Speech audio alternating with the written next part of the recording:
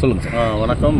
இன்றைக்கி வந்து பால்ஸ்டேக் பாக் ஜலசந்தி, அதாவது தலையமன்னார் டு தனுஷ்கோடி நீச்சலுக்கு வந்து ஒரு 10 பேர் கொண்டு பண்ணாங்க. அதில் 8 பேர் வந்து ரிலே என்ற முறையிலும் 2 பேர் தனியாக சோலோன்னு சொல்லுவாங்க, அது பண்ணாங்க.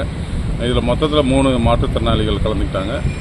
அதில் 8 ரிலேயில் 8 hours 30 minutes வந்து கம்ப்ளீட் பண்ணிட்டாங்க. சோலோ பண்ணவர் ஒருத்தர் 10 hours 30 minutes. சொல்லுங்கள் சார். 11 hours அந்த ஸ்ருதின்னு ஒரு பொண்ணு, ஒரு கால் இழந்தவங்க, அதாவது மாற்றுத்திறனாளி. அவங்க வந்து 11 மணி 5 நிமிஷத்தில் வந்து தனுஷ்கோடியை வந்து சேர்ந்தாங்க. இவங்க வந்து காலையில் 5:50க்கு ஸ்டார்ட் பண்ணி வந்தாங்க.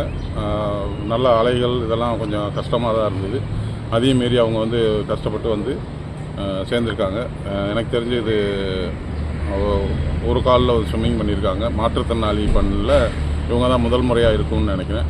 ஏன்னா இதுக்கு முன்னால் ஜிஆர்ஐன்னு ஒரு பொண்ணு ஆட்டிசம் சைல்டு அவங்க பண்ணியிருக்காங்க. அதுக்கடுத்து இவங்க தான் ஃபஸ்ட்டு பண்ணியிருக்காங்க.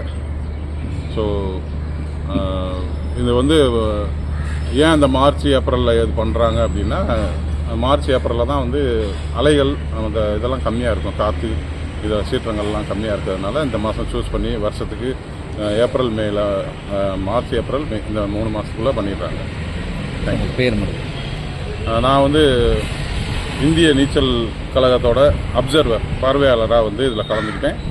இவங்களோட நீச்சல் பற்றிய விவரங்களை கழகத்துக்கு அனுப்பிவிட்டு அவங்களுக்கு சான்றிதழ் வழங்குவதற்கு என்னோட ரிப்போர்ட் உதவும்.